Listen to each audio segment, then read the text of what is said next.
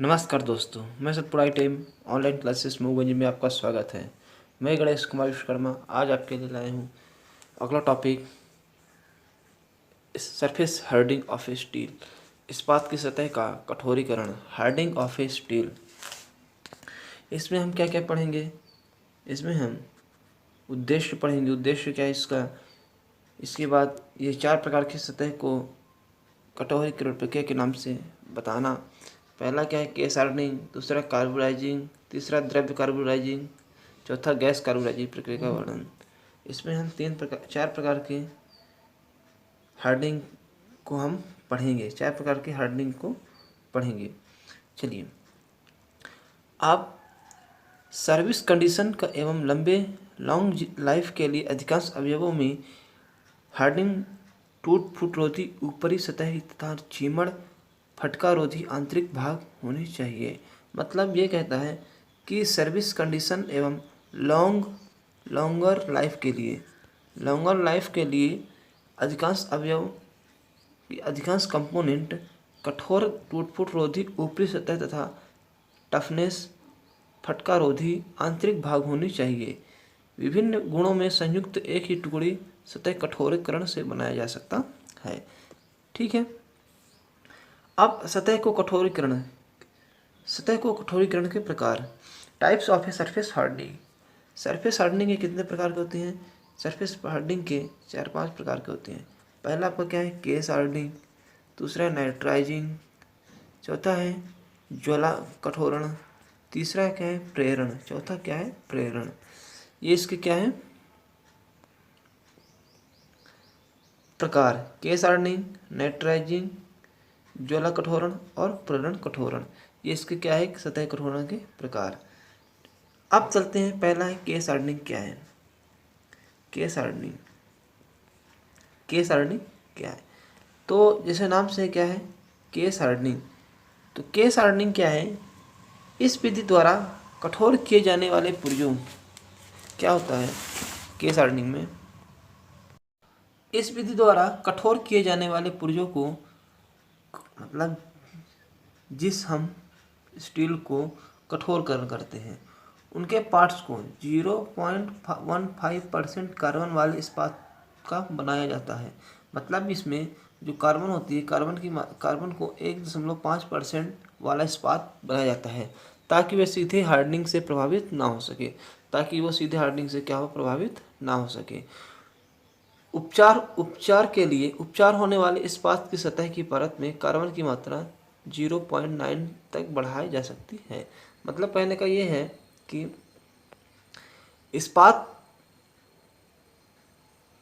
उपचार होने वाले इस्पात की सतह की परत में कार्बन की मात्रा 0.9% से तक बढ़ाई जा सकती है। इसमें कार्बन की मात्रा कितनी बढ़ाई जा सकती है? 0.9% तक कार्बन की मात्रा बढ़ाई जा सकती है। ठीक है। अब जब कार्बोराइज्ड इस्पात को तप्त करके बुझाया जाता है तो उसकी केवल ऊपरी सतह की प्रतिक्रिया करेगी। जब कार्बोराइज्ड इस्पात को तप्त करके बुझाया जाता है तो उसकी केवल ऊपरी सतह प्रतिक्रिया करेगी तथा उसका आंतरिक भाग मुलायम एवं चिमड़ापन ही बना रहेगा। उसका आंतरिक भाग क्या रहता है? मुलायम एवं चिमड़ापन ही बना रहेगा। मुलायम बनाए रखने जाने वाले सतह को उचित पेस्ट तथा तांबे की लेटिंग द्वारा कार्बोराइजिंग में से बचाया रखा जाता है। मतलब मुलायम बनाए रखे जाने वाली सतह को उचित पेस्ट अथवा तांबे की लेटिंग द्वारा कार्बोराइजिंग से बचाया रखा जाता है। मतलब इसमें बचाया रखा जाता है। ठीक है ना। अब देखिए कहता क्या है इसमें?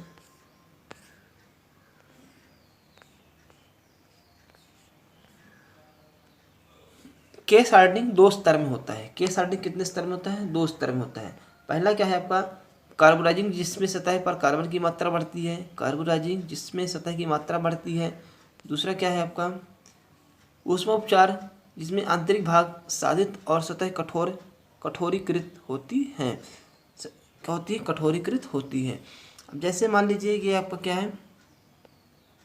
फिगर है। तो इसमें देखिए, इसमें जो ये वाला है, ये वाला क्या कहलाता है? ये बाहरी सतह कार्बन को अवशोषित करती है। इसमें बाहरी सतह कार्बन को क्या करती है? The other surface absorb carbon मतलब कि the other surface absorb carbon, मतलब इसमें क्या होता है, बाहरी सतह को क्या करती है, अवशोषित करती है। बाहरी सतह क्या करती है, अवशोषित करती है। ठीक है, ये वाला केस क्या कहता है कि बाहरी सतह कार्बन को अवशोषित करती है and becomes high carbon steel, तथा हाई कार्बन स्टील बनाती है। मतलब कि ये वाला केस क्या करता है, बाहरी सतह कार्बन को क्या करती है, बाहरी सतह कार्बन को क्या करती है, बाहरी सतह कार्बन को अवशोषित करती है। ये वाला केस, बाहरी सतह कार्बन को क्या करती है, अवशोषित करती है and become high carbon steel, और हाई कार्बन स्टील बनाती है। जबकि कोर लो कार्बन स्टील की जा रही है, जबकि कोर लो कार्बन स्टील की ही रहती है। जो इसकी कोर होती है वो लो कार्बन, जो जिसकी the core remains as low carbon steel, तो इसमें जो कोर जो होती है वो लो कार्बन स्टील की रखी जाती है। After heating the working after heating the workpiece has high carbon case which can be hardened, मतलब हीटिंग के पश्चात कारखंड में कार्बन केस होता है जिसे कठोरण किया जाता है। अब दूसरा केस क्या कहता है, ये वाला केस क्या कहता है, work piece of low carbon steel, low carbon steel का कारखंड carbon rich compound carburizing compound के साथ ऊष्मा कारखंड। ठीक है, चलिए अब ये वाला कार्बन क्या कहता है, ये कहता है कि कठोरीकरण hardening case soft and tough core after quenching the case become hard and the core which is of low carbon steel remains soft and tough. मतलब क्विंचिंग के बाद हार्ड केस बनता है। क्विंचिंग के बाद मतलब जब किसी भी हम स्टील को धीरे धीरे ठंडा करते हैं तो क्या बनता है, क्विंचिंग कहलाती है। तो क्विंचिंग के बाद हार्ड केस बनता है, जबकि लो कार्बन स्टील की कोर मुलायम और टफ रहती है। मतलब क्विंचिंग के बाद क्या बनता है, हार्ड केस बनता है। क्विंचिंग के बाद क्या बनता है, हार्ड केस बनता है। क्विंचिंग के बाद हार्ड केस बनता है, जबकि लो कार्बन स्टील की कोर क्या होती है, मुलायम और टफनेस होती है। ठीक है, ऊष्मा उपचार जिसमें आंतरिक भाग साधित और सतह कठोरीकरण होती है। अब आते हैं कार्बोराइजिंग है क्या, देखिए कार्बोराइजिंग क्या कहलाती है,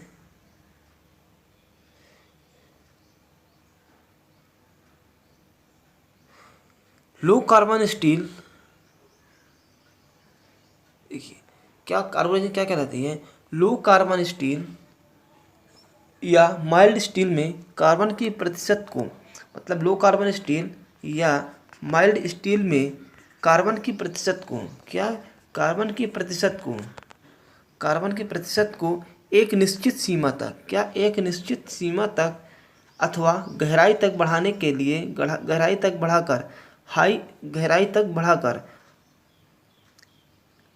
हार्ड केस प्राप्त करने की प्रक्रिया को क्या कहते हैं, कार्बोराइजिंग कहलाती है। मतलब कहने का मतलब ये है कि लो कार्बन स्टील या माइल्ड स्टील में कार्बन की प्रतिशत मात्रा को एक निश्चित सीमा तक गहराई तक बढ़ाकर हाई केस प्राप्त करने की प्रक्रिया को क्या कहते हैं, कार्बोराइजिंग कहलाती है। क्या कहलाती है, कार्बोराइजिंग कहलाती है। इस प्रक्रिया में इस्पात को कार्बन से भरपूर वातावरण से उचित तापक्रम तक गर्म किया जाता है तथा वांछित गहराई तक कार्बन का प्रवेश हो जाने तक उसी तापक्रम पर रखा जाता है। तो क्या कहलाता है, कार्बोराइजिंग कहलाता है। कार्बन को ठोस द्रव्य तथा गैस के रूप में प्रयोग किया जाता है। कार्बन को ठोस द्रव्य अथवा गैस के रूप में प्राप्त किया जाता है। अब जैसे मान लीजिए कि सभी स्थितियों में इन पदार्थों से निकलने वाली कार्बन युक्त गैसें 880 से 930 तक तापमान पर वर्कपीस सतह में प्रवेश कर जाती है। अब कार्बोडाइजिन में क्या कहलाता है कि इसमें जो कार्बन होती है वो 0.1% क्या होती है, कार्बन वाली लो कार्बन स्टील को 1.2 mm की गहराई तक कार्बोडाइजिन द्वारा 1.2% कार्बन वाली स्टील में बदला जा सकता है। कार्बन वाली स्टील में क्या करते हैं, बदला जा सकता है। मतलब 0.15 लो कार्बन स्टील को 1.2 मिलीमीटर की गहराई तक कार्बोडाइजिन द्वारा 1.2% तक कार्बन वाली स्टील में बदला जा सकता है। ठीक है, चलिए ये आपका क्या है, फिगर के साइड में कार्बोडाइजिन इसमें क्या कहता है, देखिए फिगर में क्या कहता है, पैक कार्बोडाइजिन इसमें क्विंचिंग प्रक्रिया में केस को, मतलब जब हम क्विंचिंग प्रक्रिया में केस को कठोरीकरण के लिए शीघ्रता से ठंडा किया जाता है। मतलब क्विंचिंग प्रक्रिया में क्या करते हैं, हार्डिंग को क्या करते हैं, शीघ्रता से क्या करते हैं, ठंडा करते हैं। क्विंचिंग प्रक्रिया में केस को कठोरकरण की शीघ्रता से ठंडा करते हैं। ठीक है ना। अब जिसे डिफ्यूजन द्वारा कार्बन स्टील की ऊपरी सतह से 1.2 मिलीमीटर गहराई तक सोखा जाता है। अब इस पे देखिए ये जो आपको दिया है पैक कार्बोडाइजिन क्या कहलाता है। पैक कार्बोडाइजिन प्रक्रिया में पुर्जे के चारों ओर कार्बोडाइजिन माध्यम भरकर उसे एक उपयुक्त धातु के बॉक्स में पैक कर दिया जाता है। मतलब पुर्जों के चारों ओर कार्बोडाइजिन के माध्यम से भरकर उसे एक उपयुक्त बॉक्स में रख दिया जाता है। ठीक है ना। डिब्बे अथवा बॉक्स को सील करने के लिए, जब हम डिब्बे और बॉक्स को सील करने के लिए क्या करते हैं, फायर फ्लो का प्रयोग किया जाता है।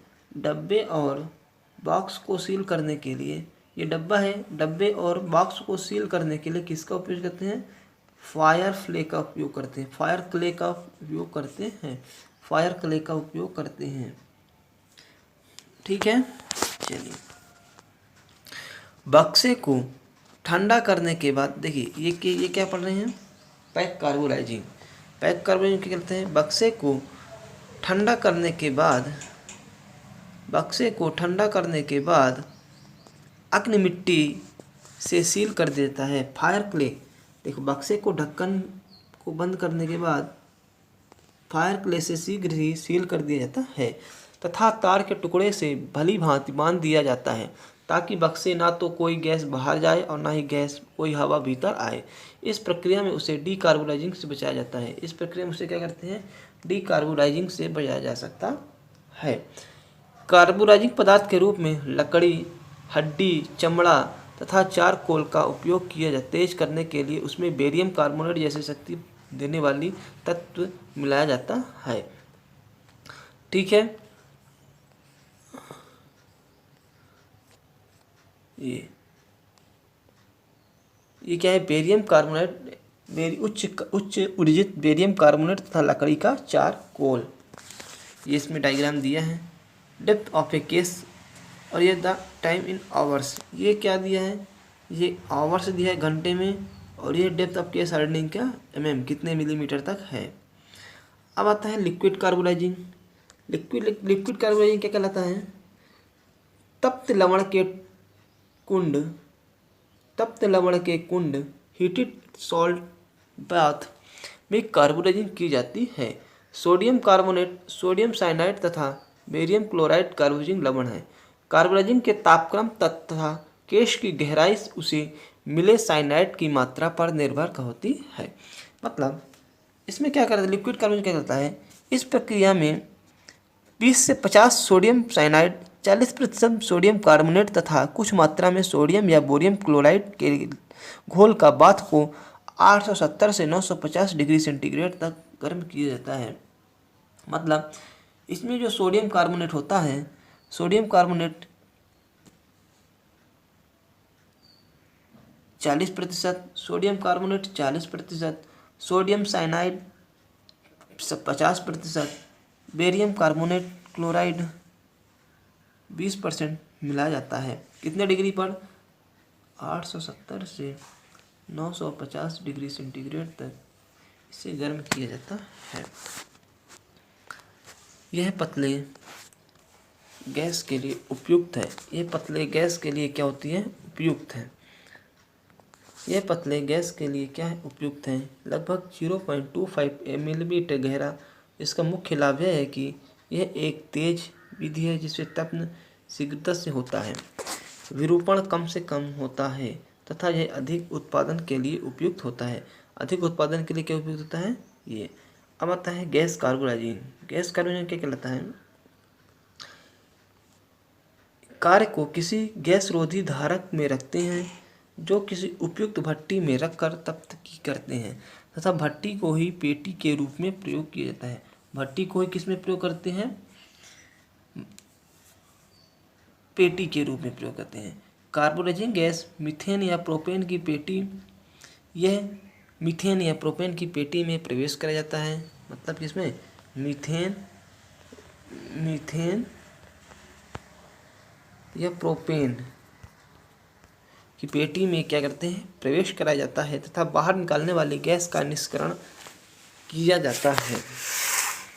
अब कार्बोराइजिंग गैसों को केस में प्रवेश कराया जाता है तथा बाहर निकालने वाली गैस को निष्करण किया जाता है। वर्कपीस कार्यखंड में रखे वाले धारक में सीधे मीथेन तथा प्रोपेन गैस भेजी जाती है। कौन सी गैस भेजते हैं? मीथेन और प्रोपेन गैस भेजी जाती है।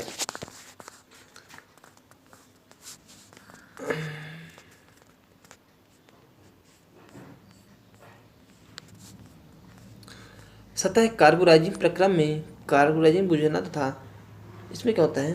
सतह कार्बोराइजिंग प्रक्रम में कार्बोराइजिंग बुझाना तथा टेम्परिंग प्रक्रम के क्रम में एक ही बंद भट्टी में होते रहते हैं, क्योंकि जॉब एक से क्रिया के बाद दूसरे के लिए कन्वेयर पर आगे बढ़ता है। इसमें कार्बोराइजिंग में तैयार काट की संरचना की प्रतिनिधित्व को प्रदर्शित किया जाता है। इसमें काट के सेक्शन को इसमें क्या करती है? प्रतिनिधित्व दर्शाया जाता है। इसका डायग्राम है। ये सरफेस है,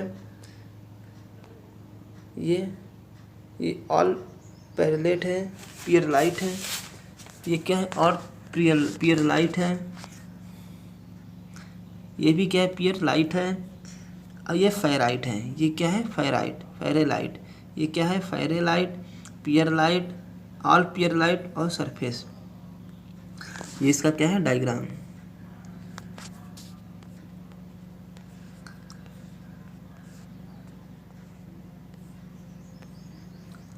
अब हीट ट्रीटमेंट। इसका हीट ट्रीटमेंट कैसे देते हैं? कार्बोराइजिंग समाप्त होने के बाद सतह पर 0.9 कार्बन तथा आंतरिक भाग 0.1% कार्बन होता है। किस से कोर की ओर धीरे धीरे कार्बन की मात्रा मोटी संरचना वाली हो जाती है। मतलब केस से कोर की ओर धीरे धीरे कार्बन की मात्रा मोटी संरचना वाली हो जाती है तथा पर्याप्त चिमड़ापन पाने के लिए शोधित करना चाहिए। मतलब साथ चिमड़ापन प्राप्त करने के लिए क्या करते हैं? शोधित करना चाहिए। केस तथा कोर के माध्यम कार्बन की मात्रा धीरे धीरे बढ़ती है।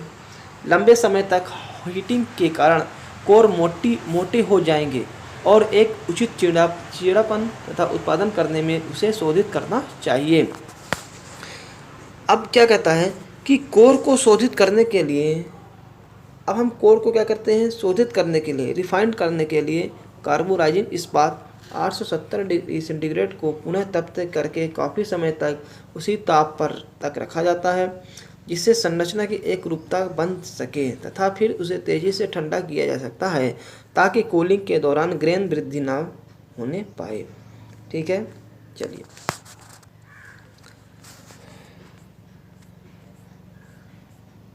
इस तपन तापक्रम को केस के लिए उपयुक्त तापक्रम से काफ़ी ज़्यादा रखा जाता है तथा इसलिए बहुत ज़्यादा भंगुर मेंटेनसाइट उत्पन्न होगा।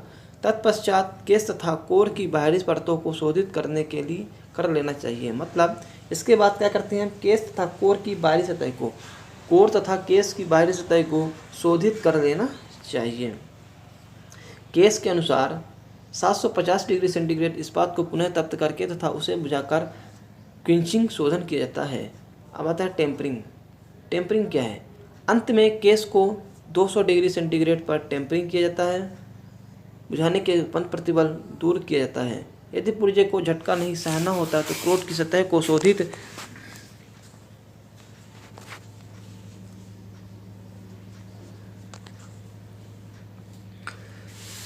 करना व्यर्थ होता है। इस परिस्थिति में सतह पर मोटा मार्टेनसाइट कठिन नहीं उत्पन्न करता है।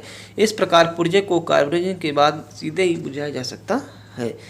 अब जैसे केस हार्डनिंग से तैयार पुर्जे के अनुप्रस्थ काट की संरचना ये है, बताई गई है। ठीक है,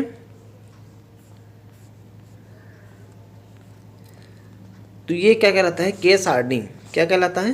केस हार्डनिंग। ठीक है ना। अगला टॉपिक हम पढ़ेंगे नाइट्राइडिंग। नाइट्राइडिंग क्या है? तो ये है क्या? हीट ट्रीटमेंट, ऊष्मा उपचार। ठीक है ना। हीट ट्रीटमेंट क्या कहलाता है?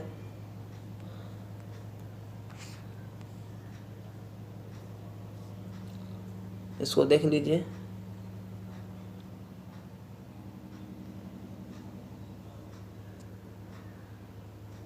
इसको देख लीजिए संरचना, इसका स्क्रीनशॉट ले लीजिए। और हम नेक्स्ट टॉपिक पढ़ेंगे नाइट्राइडिंग। यहाँ से आपका चैप्टर कंप्लीट होता है। जो कोई प्रॉब्लम होगी कमेंट बॉक्स पर कमेंट करिएगा। चैनल को लाइक एंड सब्सक्राइब करिएगा।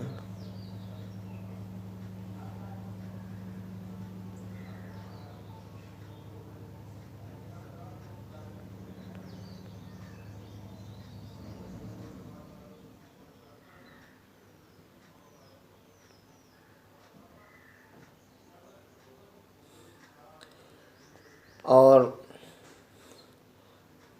जो कोई प्रॉब्लम होगी कमेंट बॉक्स में कमेंट करिएगा। चैनल को लाइक एंड सब्सक्राइब करिएगा।